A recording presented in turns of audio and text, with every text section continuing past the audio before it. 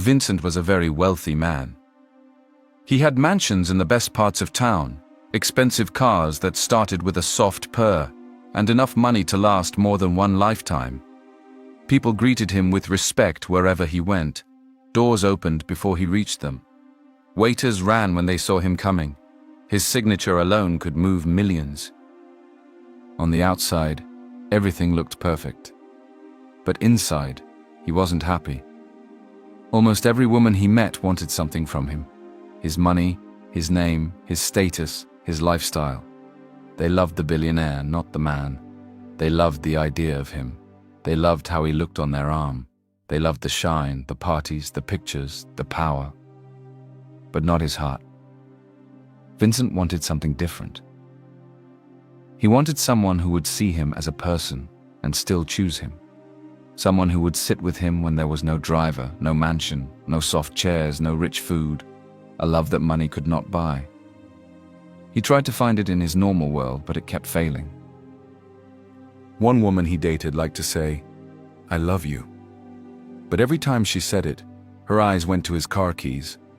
When he surprised her once by coming in a simple car instead of one of his big ones, her mood changed at once. "Where is your usual car?" she asked, frowning. "This one doesn't fit you. People are looking at us." He smiled calmly. "It's just a car." "For you, maybe," she said. "But people judge. You should think of your image." Another woman liked to call him at midnight to just talk, but somehow the talk always ended with, "Baby, can you send something small? My rent, my hair, my shoes, my this, my that." No matter how much he gave, there was always something small again.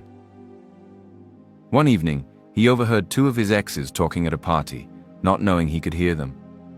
"If not for his money," one said, laughing, "would you look at him twice? He's not even my type. But that kind of account, you manage." They both laughed. The words cut deep. He smiled on the outside, but inside, something closed. He began to feel like a walking wallet, like a name on a check, like a door others wanted to walk through, not a person they wanted to sit with. One quiet night in his mansion, after the staff had gone to their quarters and the house was filled with nothing but the soft hum of the fridge and the far sound of traffic, Vincent sat alone in his living room. The TV was on, but he was not watching. His phone was full of messages, but he did not open them. His eyes rested on the far wall, where a painting hung above a long console. "This is my life," he thought. Big, comfortable, full, but empty inside. He stood up, paced around the room, and walked to the large window. Outside, other houses glowed in the night. Somewhere far away, he could see small, dull lights from areas where people used generators and candles. He pressed his palm against the cold glass and said out loud to no one, "I want to know who would love me with nothing." The words stayed hanging in the air. Then, right there in his expensive clothes and soft slippers, he made a bold decision. He would step away from the life of a billionaire and live like an ordinary man. No bodyguards, no luxury cars, no designer suits, no private driver dropping him at fancy doors. He would rent a small room. He would take a simple, hard job. He would look like every other man on the street, and then he would see who treated him with respect, who smiled at him without expecting anything, who stayed even when there was no shine. If love came from that life, then it would be real. The next few days were full of quiet preparation. He spoke to his father, the founder of the family company, a man with gray hair and sharp eyes who had built their name from nothing. "You are running away from your responsibility," his father said at first, angry. "This company will be yours one day. You think life is a game?" "I am not running away," Vincent answered quietly. "I am looking for something I cannot find in boardrooms and hotels." His father studied him closely. The anger in his eyes softened into worry. "You want to disappear?" he asked. "I want to step down for a while," Vincent said. "I will still be reachable if anything serious happens, but I need a season where I am not Vincent the billionaire or Vincent the heir. I want to be just Vincent." His father sighed, long and deep. "You are my only child," he said. I did not build this empire just so you can throw it away because of women. I am not throwing it away, Vincent replied, meeting his eyes. I am trying to make sure that when I sit in your chair, I am not a bitter man. I need to know that someone can love me for me. It is important to me. His father leaned back. His fingers tapped the arm of his chair. After a while, he nodded slowly. I do not fully understand, he said, but I know this. If your heart is not settled, power will not comfort you. Go, but do not break what we have built.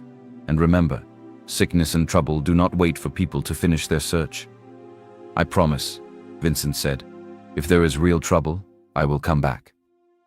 His mother was not as calm. You want to go and live like a poor man? She asked, shocked. In this country? With everything we have? God forbid. It is temporary, he told her softly. I need to see life from another side. She shook her head. You can donate to people. You can visit slums with security. You don't have to live there. People are wicked. Women can still use you even when you pretend to be poor. He smiled sadly. Maybe. But at least they will not use me for my name. In the end, after many talks and tears and arguments, his parents agreed on one thing. They would not stop him. His father gave him a simple phone number for private contact. If anything happens to me or the company, you must come back at once, his father said.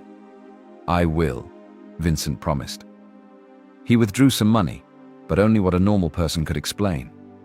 He told his personal assistant to clear his schedule for personal leave. No one else knew the full story except a few trusted staff, and they were instructed to keep quiet. Then he disappeared from his own rich world. He rented a tiny one-room apartment in a crowded area with a shaky ceiling fan, thin walls, and a door that creaked when you opened it. At night, he could hear his neighbors' TVs, babies crying, couples arguing, people laughing. The corridor smelled of cooked beans, kerosene, and sometimes smoke. He bought second-hand clothes from a roadside seller. Old jeans, plain t-shirts, one or two shirts with faded colors, rubber slippers, a cheap wristwatch. When he looked in the mirror, he saw the same face, but everything else had changed. Now, he had to find work. He thought about what kind of work rich people almost never do themselves. He wanted something that would keep him far from the world he knew. Something that would cover his hands in dust, not in gold watches. Construction work came to his mind. Bricklaying, laboring, carrying blocks, mixing cement. Work that people respected only for the result, not for the man holding the tools. One early morning, when the sky was still pale and the air was cool, Vincent went to a large construction site near a busy road. Tall metal rods stuck out of the ground. Blocks were arranged in stacks. Bags of cement lay under a plastic cover. Men in old clothes and hard hats moved about. He walked up to the foreman, a strong man with dark, tired eyes and a whistle around his neck. Good morning, Vincent greeted. The foreman looked him over. Yes? I'm looking for work, Vincent said. Anything. I can carry blocks, mix cement, help. The foreman frowned. You don't look like person way done do this kind of work before. Your hand too soft. Vincent turned his palms up. They were smooth, it was true. I am ready to learn, he said simply. The foreman watched him for a moment, then shrugged. We always need extra hands. Pay no too big. Work hard, no complain. I understand, Vincent replied. Come tomorrow, the foreman said. We start early. No late coming. Yes, sir. The next day, Vincent's real test began. The first week almost broke him. They started before the sun fully rose. He learned how to mix cement with sand, water, and effort. He pushed wheelbarrows full of blocks uphill. He carried heavy loads on his shoulders. His legs burned, his back felt like fire, his palms tore and raw skin showed. When he came home each night, every part of his body ached. He lay on his mattress and stared at the ceiling, feeling pains in places he didn't know he had. Sometimes he wanted to quit. But each time he thought of quitting, he remembered why he started. He remembered laughter at parties, careless words, if not for his money. And he pushed through. Slowly, His body began to change. His palms hardened. His shoulders grew stronger. The pain did not vanish, but it became something his body understood. He also began to see the lives of his fellow workers. Some of them had families they sent money to in the village. Some shared one room with 3 other men. Some had dreams of opening small shops one day. Some had almost given up on dreams. He listened silently, stored their stories in his heart, and respected them more than ever. But the women he met in this new life were familiar in a different way. One day during lunch break, a woman selling phone cases and chargers passed by. Her clothes were neat. Her nails were long. She walked like she thought the ground under her belonged to her. Vincent was pushing a wheelbarrow of sand past the gate when a small stone rolled under the wheel. The wheelbarrow bounced and one block nearly slipped off, almost touching her ankle. "I'm sorry," he said quickly. "Are you okay?" She jumped back and looked at him like he was something she stepped on.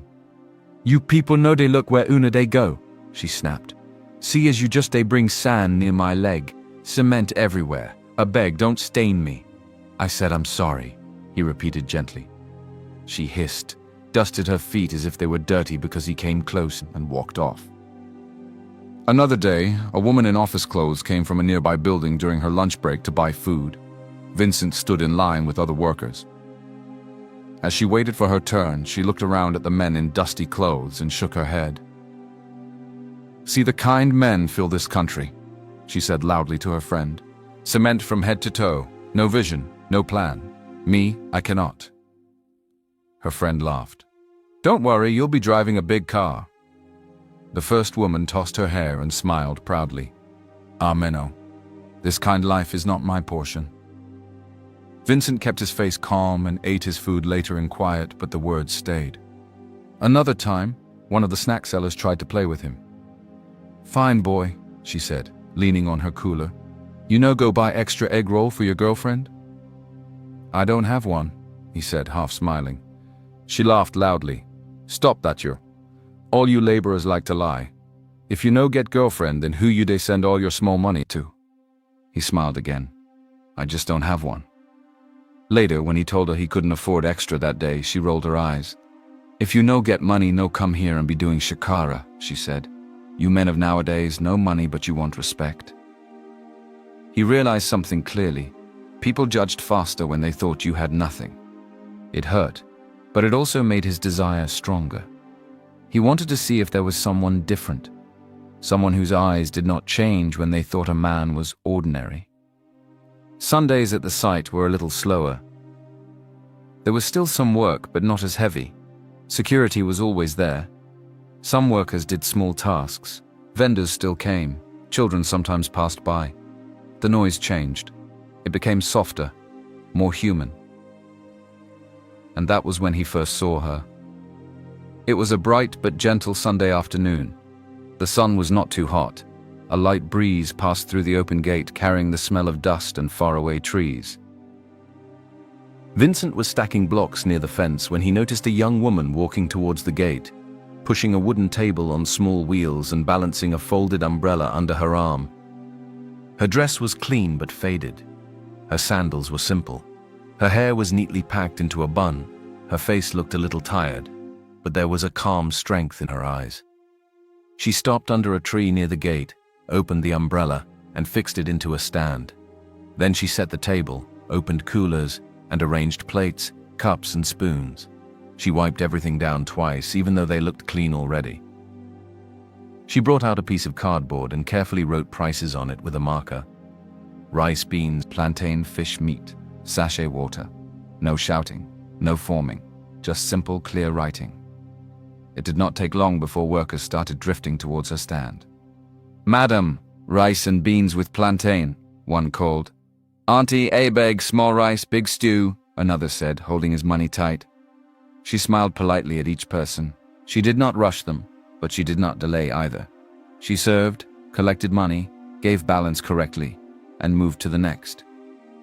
When it was Vincent's turn, he joined the line quietly and watched her. Her hands moved with experience. Spoon, plate, cooler, stew. She packed food in a way that made people feel they got full value for their money. She didn't use tricks to hide the meat under too much rice or pour only oil without stew. "Good afternoon," she said when he reached the front, her eyes lifting to his face. "Good afternoon," he replied. "What do you have left?" "I still have rice, beans, plantain, fish and meat," she said. "You can mix." "How much for rice, small beans and one fish?" Vincent asked. She told him the price. He counted his money slowly, like someone who had learned to respect every note. It was enough. He nodded. "Give me that, please. And sachet water." She dished the food carefully, added enough stew, and put one fish on top. When she handed the plate to him, he noticed her fingers. They were not soft like some of the women he had known before. They had small, hard lines, tailor's fingers, cook's fingers, hands that worked. He moved aside to eat. Not long after, a young laborer, thin and looking unsure, came forward with some coins in his hand. "Auntie, I beg, how much for small rice?" he asked in a low voice. She took the coins and counted them. It was clear they were not enough. The boy rushed to explain before she could say anything. "That's all I get," he said. "I never chopped since yesterday. If in no reach, no worry." She looked at his face for a few seconds. He could see hunger around his eyes. She did not sigh. She did not shame him. "Wait small," she said. She took a plate, scooped a modest but decent portion of rice, added stew and one piece of plantain. "Take," she said, placing it into his hands. "Pay me what you have. Next time, if you can, add small more." The boy's eyes shone. "Thank you, Auntie," he said with real joy, and moved to one side to eat like he had just found treasure. The woman did not look around to see who noticed. She just went back to serving the next person. Vincent watched her, something in his chest moving. Later, when the crowd reduced and she started washing plates in a basin of soapy water beside the table, he carried his empty plate over. "Thank you," he said. "The food was very good." She smiled, wiping her hand quickly before taking the plate. "Thank you too." He added, "Your kindness to that boy. God bless you." She looked surprised, then a little shy. "It was small," she said. "Small things matter," Vincent replied. She gave a simple smile and turned back to washing. He went back to his block pile, but his mind stayed at the stand. The next day, she came again. This time, it was not Sunday. It was a normal weekday, full of noise and rushing. She still set up her table, her umbrella, her coolers. The workers noticed quickly. "Ah, Madam Rice don't come," one shouted, smiling. As the days passed, her stand became part of the site's life. Every morning she arrived with her coolers, having cooked from early dawn. She arranged everything neatly. At break time, the line formed.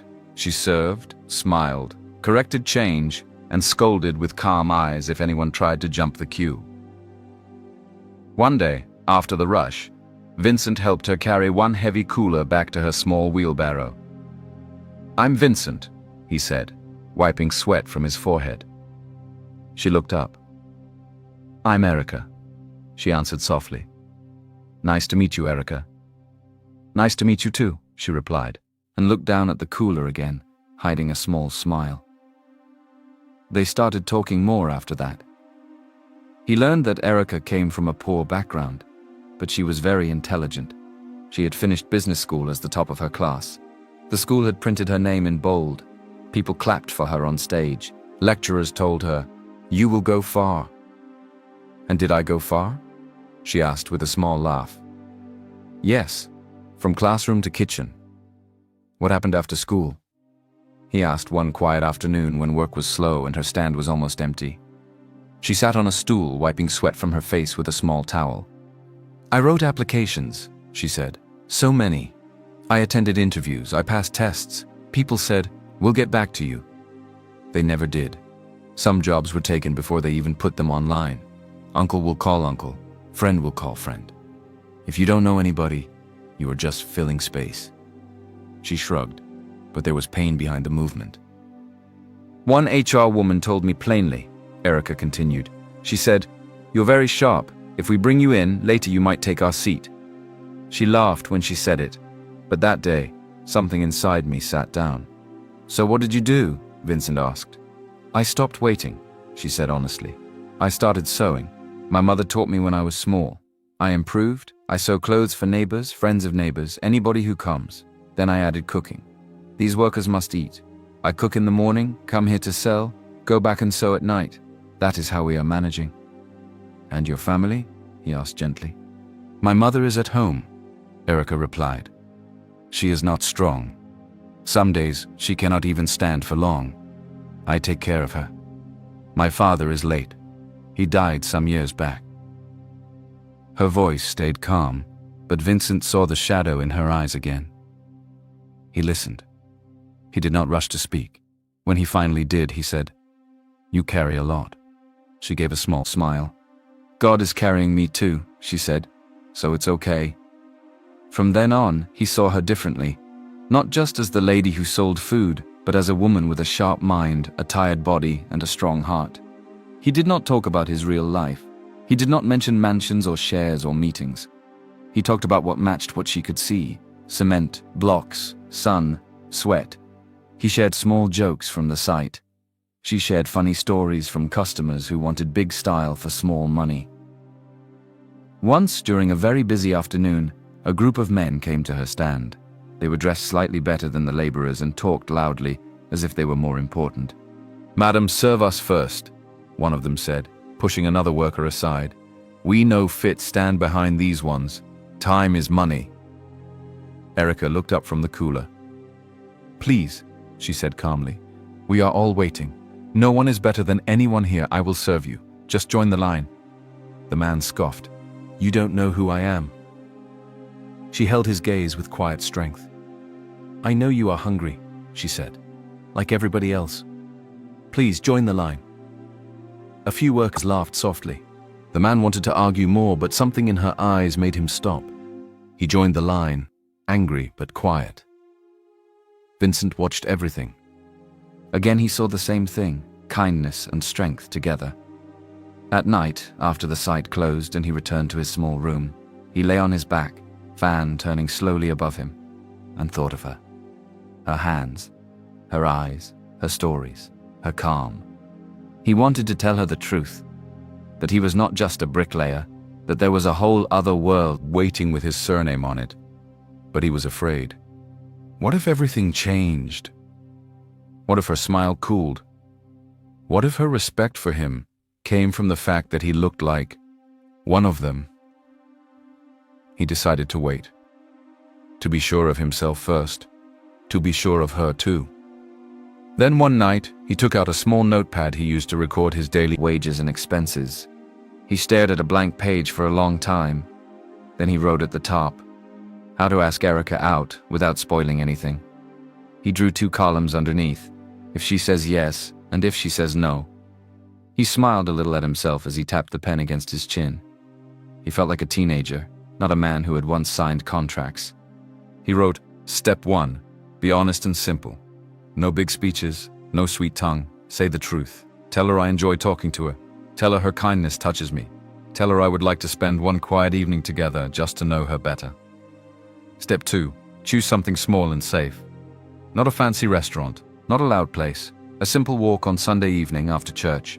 Buy roasted corn by the junction. Sit under the trees in the small garden. Drink Zobo. Talk. Step 3, make it easy to refuse.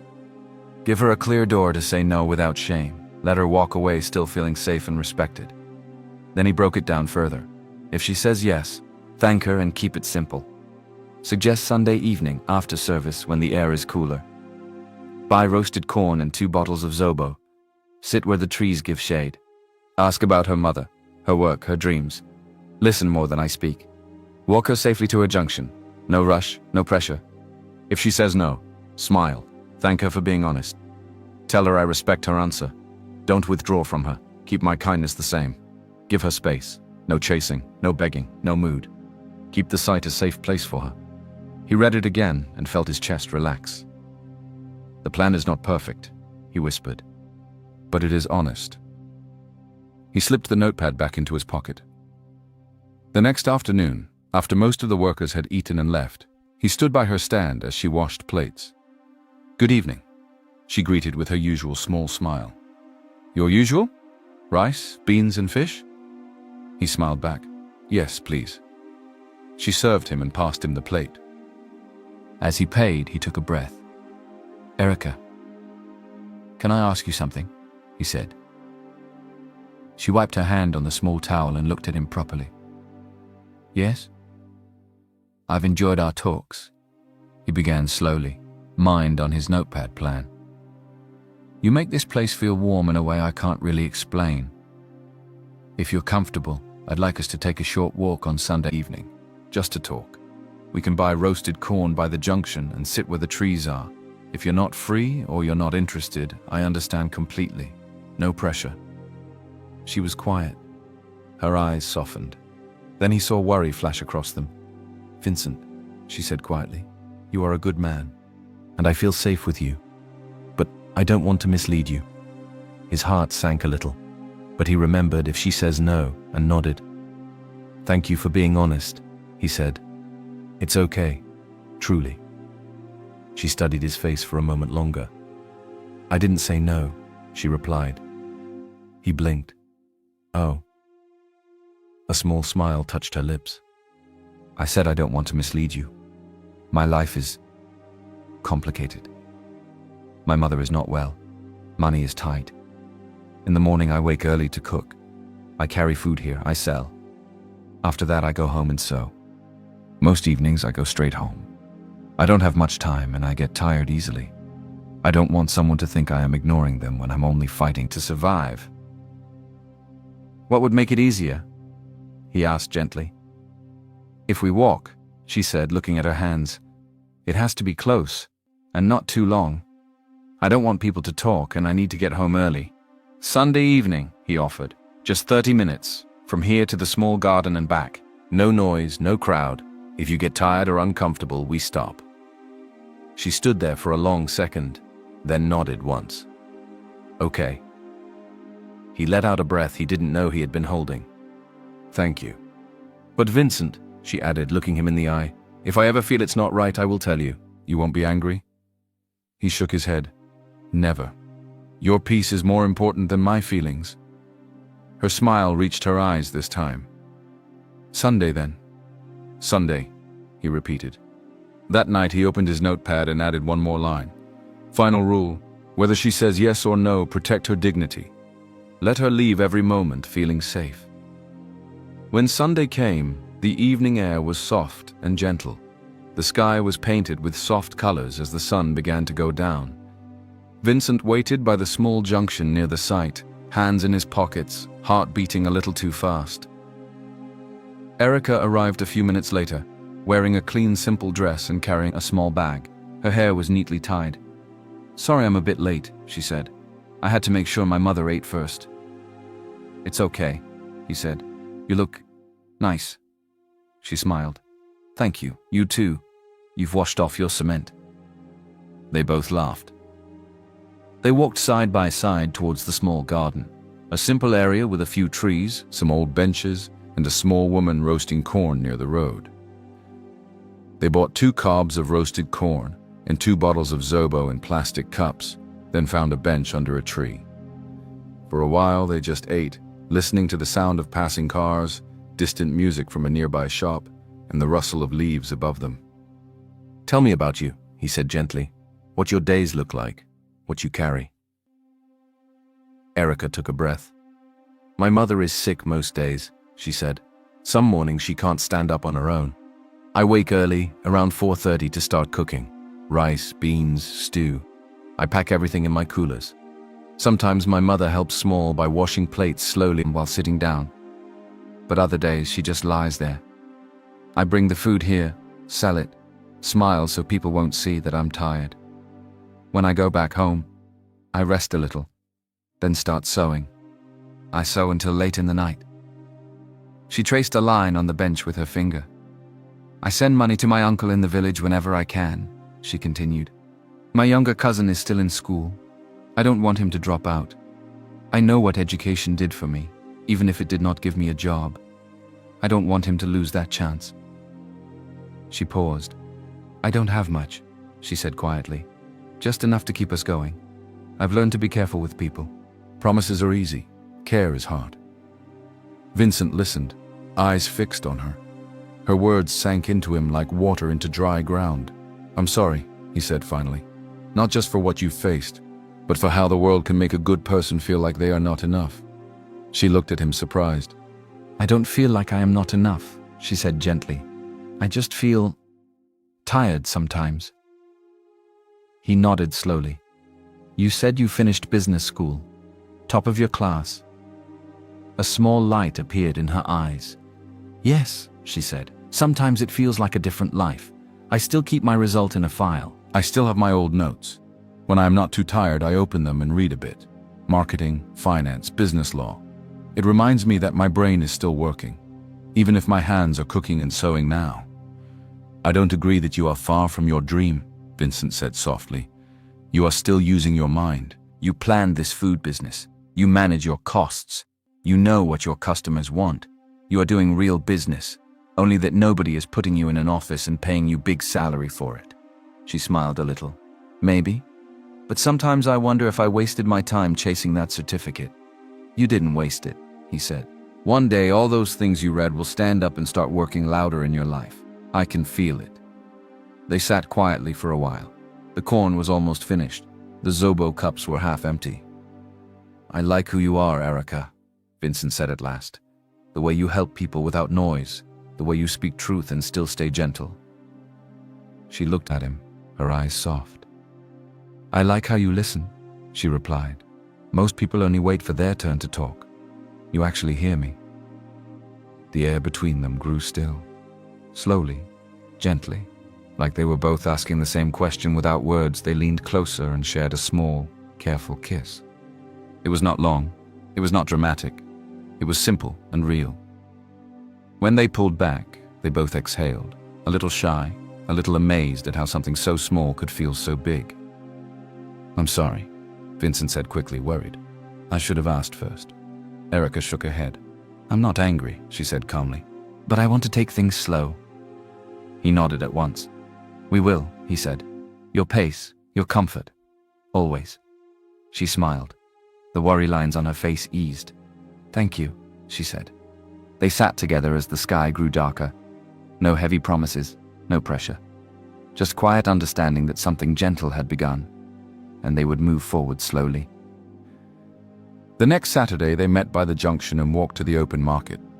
The place was alive, vendors shouting prices, the smell of pepper and spices in the air, children running between stalls. "Let's buy fresh," Erica said, picking up a tomato and checking it with a light squeeze. "Bad tomatoes spoil stew."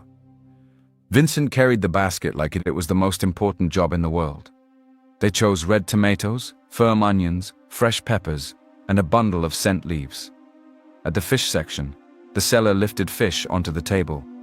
Erica checked the eyes, the gills, the smell. "These ones are fresh," she said, pointing at two. "We'll take them." Vincent paid. On the way back, the tomatoes rolled around in the basket. He laughed. "These round tomatoes remind me of other round things," he said with a mischievous smile. She gasped and laughed, lightly hitting his arm. "Behave yourself." In his small kitchen they moved like they had done it many times. "Wash the fish?" she asked. "On it," he answered, rinsing and drying them. She blended tomatoes, onions, and peppers.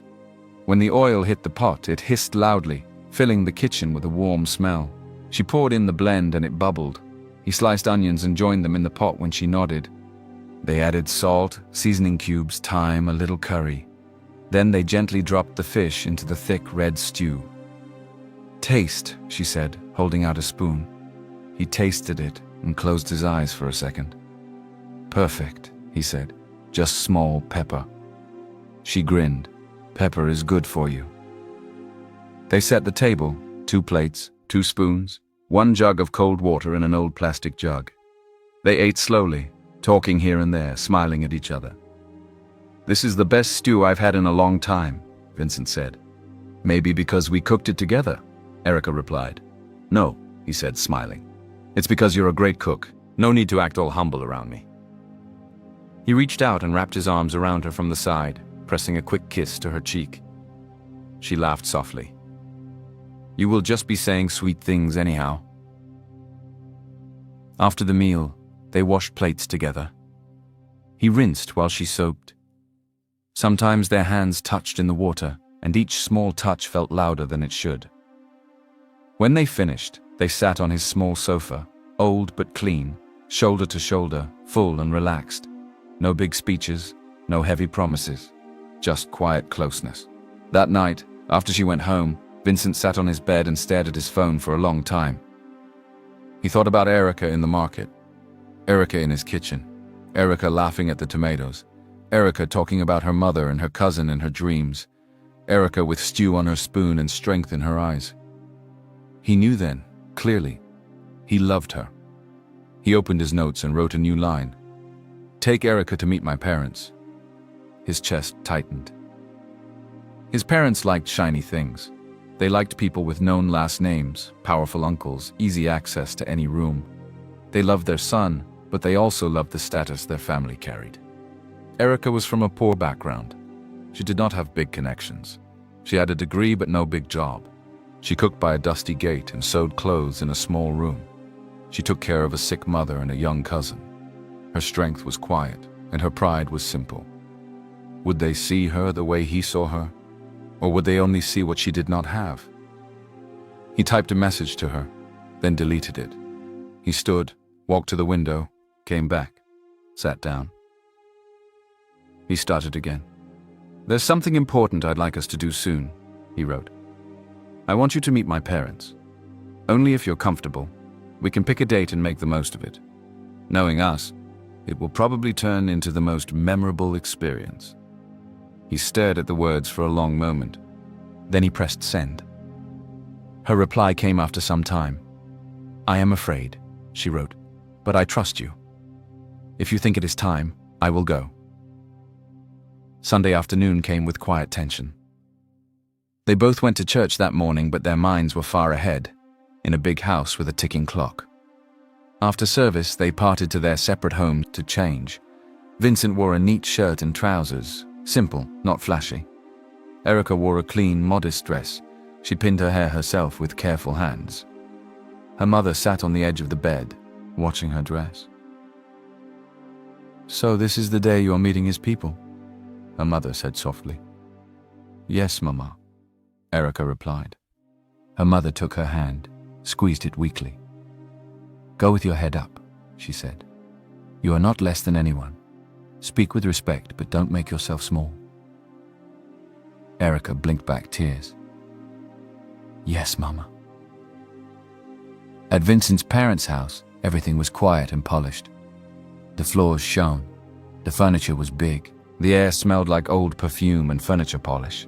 A big clock on the wall ticked loudly, as if counting their hearts. Vincent and Erica sat side by side on a long, soft sofa. Their hands lay apart on their laps. A tray of juice glasses stood on the glass table before them, untouched.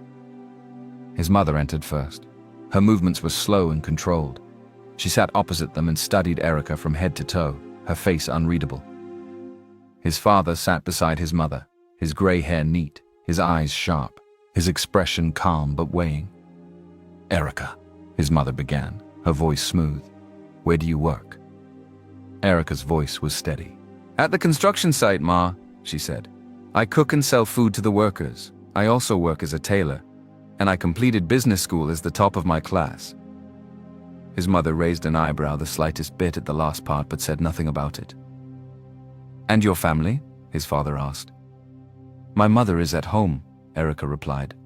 "She is not strong, but I take care of her. My father is late." The room grew smaller. The clock seemed louder. "Vincent," his father said slowly, turning to him. "You know the weight of your name. Marriage is not only about feelings. It is about alignment, about background, about readiness, and whether we like it or not, about class." "I understand, sir," Vincent replied, his voice calm. His mother leaned forward, her eyes still on Erica. "We raised you for a certain future," she said. "You move in rooms that require a certain kind of partner. Will this girl—" she paused, then corrected herself. "Will Erica stand well in those rooms?" Erica's fingers tightened on her dress, then relaxed again. She lifted her eyes to meet Vincent's mother's gaze. "Ma," she said quietly. I don't have much, but I work hard. I respect people. I learn fast, and I am willing to grow. That's enough, my dear, his mother cut in quickly. Her smile was thin. Character is good, she said, but character is not everything. Silence fell like a blanket. The big TV on the wall showed pictures without sound. The clock ticked. His father turned to Vincent. Think carefully, he said. Feelings pass, consequences stay. Vincent opened his mouth, then closed it. He could feel Erica sitting very still beside him. He wanted to reach for her hand, but too many old eyes were watching. His mother stood up, smoothing her dress. Thank you for coming, Erica, she said. We will talk as a family. The word family pushed Erica gently outside the circle. Soon after, they were outside walking towards the gate. The driver opened it for them. A small breeze lifted a loose piece of hair at Erica's temple. She walked straight, her chin up. Vincent walked beside her, his chest tight. On the street outside, normal life returned at once. Buses honked, someone shouted prices, a child cried, a seller pushed a wheelbarrow of oranges. Vincent finally turned to her. I'm sorry, he said quietly. She gave him a small, brave smile. I'm okay, she said. They have a right to be afraid. Many things are at stake. Let's take it one step at a time. He nodded, but the sound of the clock in that quiet house followed him home. That night, he sat alone in his small room again. The fan ticked. A street light outside drew a thin line of gold across the floor. On the chair hung his cement-stained clothes. On the table lay a leather wallet with cards and keys that could still open the doors to his other life. His phone vibrated. Mom, we will talk tomorrow. Think clearly. Dad, come home. He put the phone face down. He opened his wardrobe. On one side were his plain shirts, old jeans, and worn cap. On the other, a sealed garment bag with one of his old suits inside. He touched the bag, then slowly closed the door without opening it. He took a small piece of paper and wrote, Choose the life that feels true. Protect her peace. He pinned it above his small desk. He thought of Erica, checking tomatoes in the market, laughing at his tomato joke, wiping sweat off her forehead, feeding hungry workers, reading old business notes at night, standing in front of his parents without bowing her head too low. His phone buzzed again. He turned it off. I'm walking away from everything that demands I be someone I'm not, he said into the room. I choose the small room, the work, and the quiet with her. Outside, a car slowed near his gate, then moved on. He exhaled. Days turned into weeks. The sharp pain of that visit softened into a quiet ache. Life went on. He returned to the site. He carried blocks. Erica cooked. They talked and walked when they could. They didn't speak much about his parents, but it sat there, like a shadow at the edge of their peace. Then one morning, everything changed. First came a short message from an uncle. Call your father. He called at once. No answer. Then a voice note from his cousin. Brother, Daddy collapsed this morning. They rushed him to the hospital. They're still checking him. By evening, the family group chat was full. Short prayers, fear, half-truths. Some said stroke, some said heart, some said overwork. No one knew clearly, but everyone was afraid. The next day, another kind of message started. Screenshots, forwarded news, a short business headline, shares of Adiemi Group falling after rumor of founder's illness. Someone wrote in the group, board meets tonight. Another, vendors are calling, people are worried, bank is asking questions. Vincent sat on an upturned block at the edge of the site, phone in his hand, heart heavy. Erica saw his face from her stand. After the lunch rush, she washed her hands and came to sit beside him. What is it? She asked softly. He did not hide this time. My father is in the hospital, he said, and the company is shaking. He explained, slowly, carefully. He told her the full truth about who he was, about his father being the founder of a large company. about his surname standing on a tall glass building somewhere in the rich part of town, about his uncle who had always wanted more power. Erica listened without interrupting, her eyes on his face. When he finished, she was quiet for a while. "So you are not just a laborer," she said slowly at last. "You are the son of the owner." "Yes," he said. "You wanted to see if someone could love you without that name," she continued. "Yes," he said again. She took a breath. "You should have told me earlier," she said honestly, but gently. "But I understand why you didn't. Still, right now, the bigger thing is not my hurt. The bigger thing is your father and that company both are shaking." He looked at her. "You're not angry?" "I am, a little," she said with a small, honest shrug. "But if I use my anger now, it will not help your father. We will talk about my feelings later. For now, let's think." "Let's," he repeated. She nodded. "You said the company is in trouble," she said. "Your father is ill. Your uncle is probably moving to grab power. People are afraid. This is exactly the kind of thing we studied in school. Let us use that." He blinked. "Use school?" "Yes," she said. "First thing, what do the rules of the company say about leadership when the founder is sick?" "There are bylaws," he said slowly. "A big book. My father and I used to read parts of it together, but I haven't looked at it in a long time." "Call the lawyers," she said at once.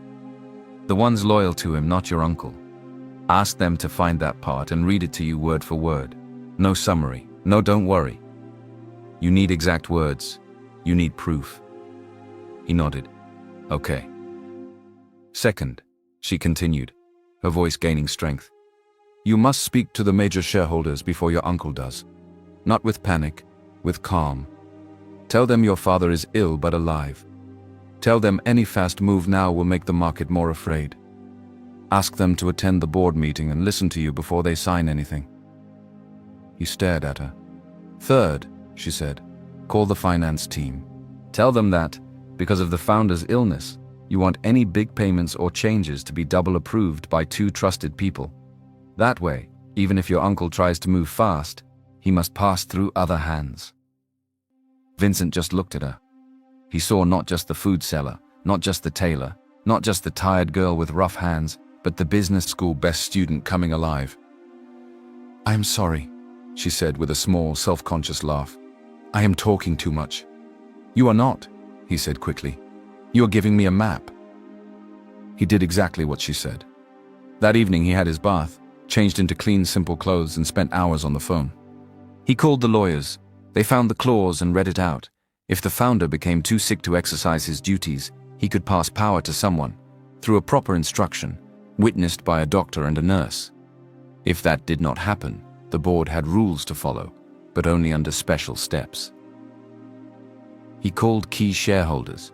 Some were cool, some were very worried. He told each one the same thing. "My father is ill but alive.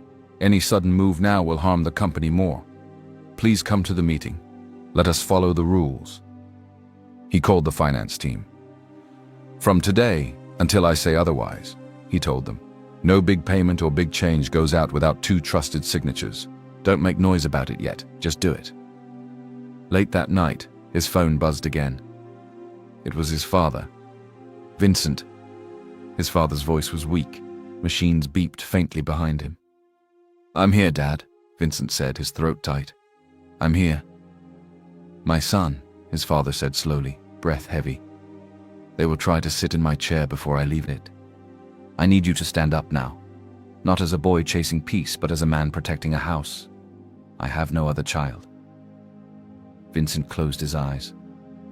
"I left that world because I was tired," he said. "I found peace here. I found someone here. I don't want to lose her or myself." His father's laugh was short and weak. "Peace without purpose will still trouble your heart," he said. "Find a way to hold both. But today, you must protect what we built." He coughed hard. Voices rose behind him. "We have to sedate him now," someone said. The line went dead. Vincent lay awake till morning. Beside him, Erica slept on her side, her hand resting near his arm like she had fallen asleep talking and never moved. He watched her breathe, in and out, in and out. He knew, with a strange calm, that his two lives had collided, and he would not be allowed to keep them separate anymore. The boardroom was cold when he walked into it the next day. Men and women sat around a long table, some with files, some with tablets, some with nervous eyes. At the head of the table stood his uncle, with a bright smile that didn't touch his eyes. "Since our founder is unwell," his uncle began, tapping a small gavel, "and since the market does not forgive delay, we must act fast.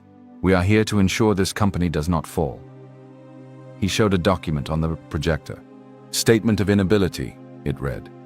It claimed that the founder was too sick to lead and suggested that the uncle act as the temporary head. Vincent felt anger rise, but remembered Erica's words, "Don't shout, use process." "Who signed that?" he asked. "A medical officer and the company secretary," his uncle replied smoothly. "The bylaws say any such letter must be witnessed by 2 board members or contain the founder's direct instruction," Vincent said. "Where are those?" His uncle waved a hand. "This is an emergency. We can fix the paperwork later." "Paperwork is the law," Vincent said quietly. "The company is bigger than our family. We must follow what is written." Some shareholders shifted in their seats. His uncle pushed for a vote. Hands began to rise. They read out proxies, votes from people not present in the room. The numbers climbed. It was very close to giving his uncle full control. Then Vincent's phone buzzed on the table. He glanced down. A message from the nurse. "Sir, your father insisted we record this before sedation. The doctor and I both present. I am sending the audio now. Sorry for the delay. Network was bad." An audio file came in. Vincent picked up the phone and looked at the room. "Before you count," he said, "you should hear from the founder himself." "Out of order," his uncle snapped. "We cannot let him play it," one shareholder said from the far end. "Yes, let him play it," another agreed. Vincent put the phone on speaker and held it close to the microphone. The room went silent. The soft beep of hospital machines filled the speakers. Then his father's voice came, weak but clear. "This is Adeyemi," he said slowly.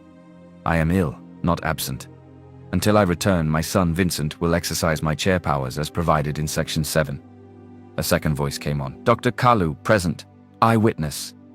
Then the nurse. "F.A., duty nurse, eyewitness." The audio ended. The room stayed silent for a long moment. "This meets the bylaw," Vincent said, his voice steady. "Founder's instruction, medical witnesses. Any plan to put someone else in that seat now breaks the rules of this company." A shareholder stood up. "I withdraw my proxy until we see all documents properly," she said. 2 others followed her. The count dropped. His uncle's majority broke. "We will follow process," Vincent continued. "By 6 p.m. today, we will send a clear message to staff and partners. We will slow down any big moves. We will meet again in 7 days with full notice. This company will not be ruled in the shadows." He turned to the company secretary. "Record it." His uncle slowly put the gavel down. His smile was gone. When the meeting was over, people began to leave. Some came to shake Vincent's hand. Some nodded. A few avoided his eyes, ashamed. His mother, who had been sitting quietly at the back, came forward. "You spoke like your father today," she said softly. Vincent smiled faintly. "I did not stand here alone," he replied. "Erica helped me see the plan clearly."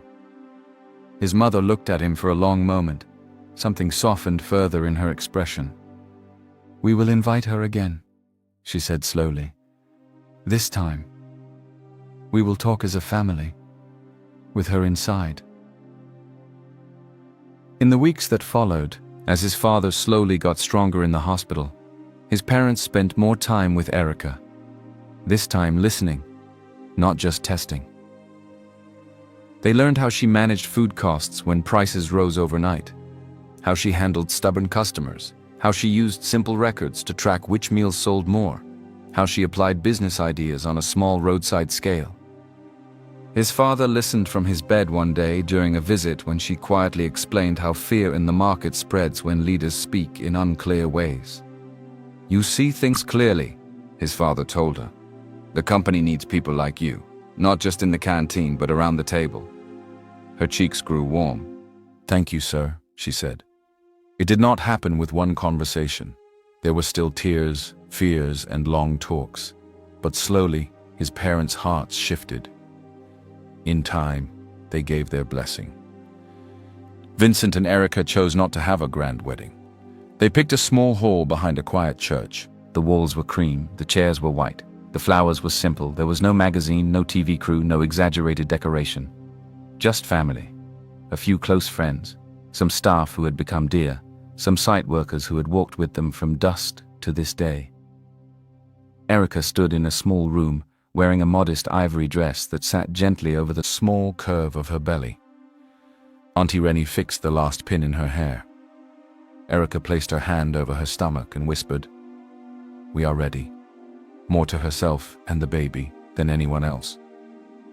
Out in the hall, Vincent greeted guests, shaking hands, accepting hugs with a calm smile. His mother arrived, dressed simply but elegantly, her eyes softer than he had ever seen them. She hugged him and held on a little longer than normal. "Let today be gentle," she said quietly. "It will," he replied. Moments later, his father was wheeled in. He had lost some weight, but his eyes were still bright. He did not want drama, just a blanket over his legs and a simple place at the front. When Vincent leaned down to greet him, his father cupped his son's face with a trembling hand. "Stand well," he murmured. "Finish well." The officiant cleared his throat. The choir sang a soft hymn. For a second, the lights blinked as power dipped, and the hall held its breath. Then the generator came on with a cough, and the lights steadied. A few people laughed in relief. "Good sign," someone whispered. "Life is real." Then the doors opened. Erica walked in. The hall seemed to grow quiet all at once. Vincent could hear nothing but his own heart and the soft brush of her dress as she walked up the aisle, step by step, eyes fixed on him. She did not look away. Neither did he. When she reached him, they stood side by side, shoulders almost touching, hands just apart. The officiant spoke about love, about daily choices, about forgiveness, about the small things that build a strong home. He talked about plenty and lack, sickness and health, joy and grief. "Are you ready to choose each other? Again and again?" he asked.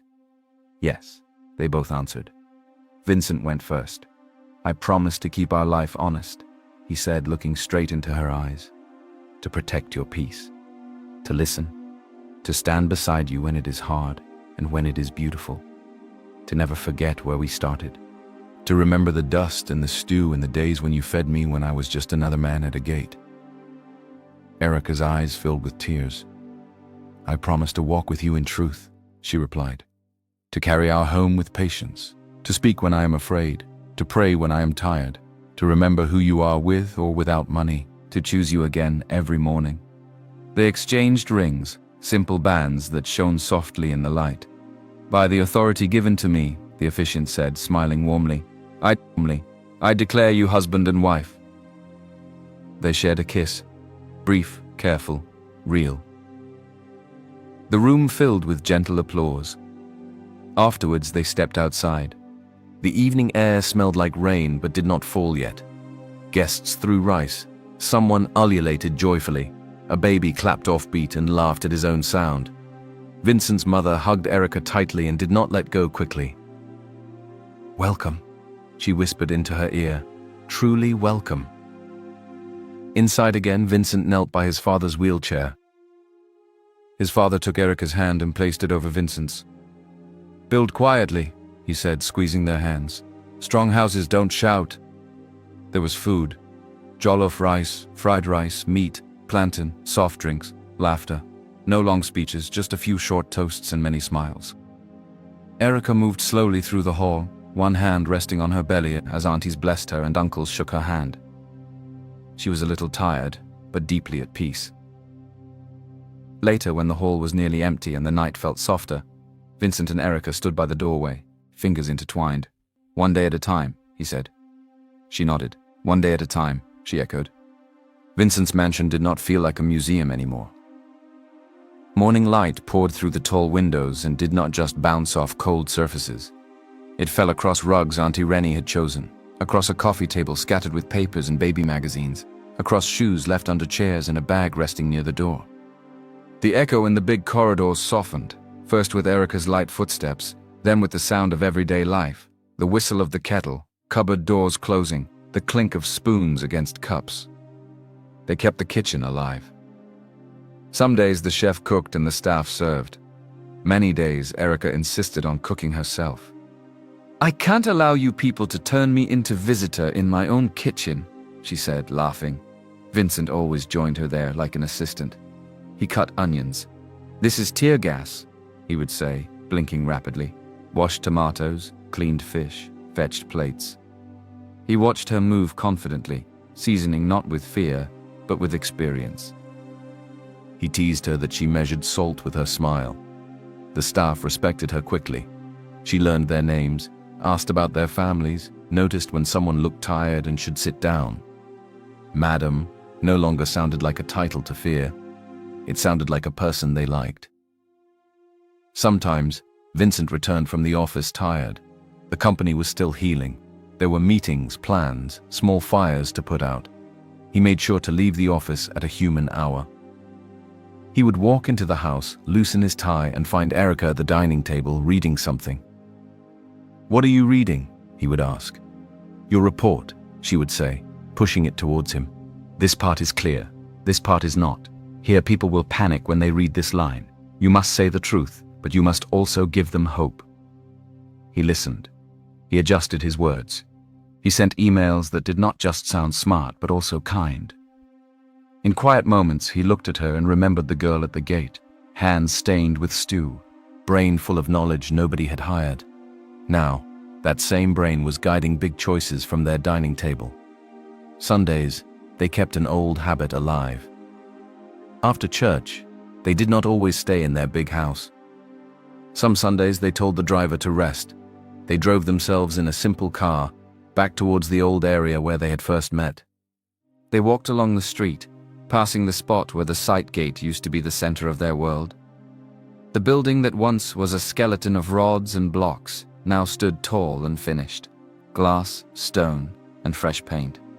The dust was mostly gone. New shops lined the street. Sometimes they saw a young woman at a food stand, serving workers and allowing a hungry boy to pay less than full price. They would look at each other and smile, remembering. They often bought roasted corn and zobo like before, sat on a low bench, and watched people pass. "Do you miss the sight?" she would ask. "A little," he would say. "Not the pain, not the sun, but the lesson, the people, and you with your coolers." "I miss it too sometimes," she would reply, "but I don't miss waking at 4:30. They would laugh. The nursery in their home was simple and warm. White curtains, a small carved baby cot, a rocking chair by the window, scent leaves in a small bowl on the sill because Auntie Rennie said it was good. Sometimes, late at night, Vincent stood at the doorway, watching Erica asleep on the bed, one hand on her belly. He walked over, placed his hand there gently, and felt a small kick. "We will do our best," he whispered, "one day at a time." His mother visited often, bringing fruit and stories. Her eyes were gentler now. His father came when he could, walking slowly at first with a stick, then with more strength as time passed. He liked to sit in a small sitting room upstairs, where the light was soft and the chairs were not too hard, and watch them move around. "You see," he told his wife one afternoon, as Erica and Vincent laughed over a pot of stew in the distance. "Strong houses don't shout, they grow like this." Once a week, no matter how busy life was, Vincent and Erica kept another small tradition. They would turn off their work phones, leave drivers and staff behind, and step out together, just the two of them. Sometimes they went to a small garden, sometimes just walked around their neighborhood. They talked about the baby, about the company, about old memories, about new dreams. They did not need luxury to feel rich. They had seen both sides of life now, dusty blocks and polished floors, roadside stew and fine dining, noisy sights and quiet boardrooms. And they had found a way to carry both without losing themselves. One evening, as they sat on the back terrace of the mansion, eating roasted corn and drinking cold zobo like the old days, Erica leaned on his shoulder. "Do you think we would have found each other if you didn't come to that site?" she asked. He thought for a moment. "I don't know," he said honestly, "but I'm glad I did. Carrying blocks led me to you." She smiled, closing her eyes. "One day at a time?" she asked. "Always," he replied. The mansion learned their laughter. The study learned to close at 6. The dining table learned simple meals and second helpings. And when the wind moved through the trees outside at night, it no longer sounded lonely. It sounded like a quiet prayer that had finally been answered. They lived there, fully, quietly, joyfully, one day at a time, happily ever after.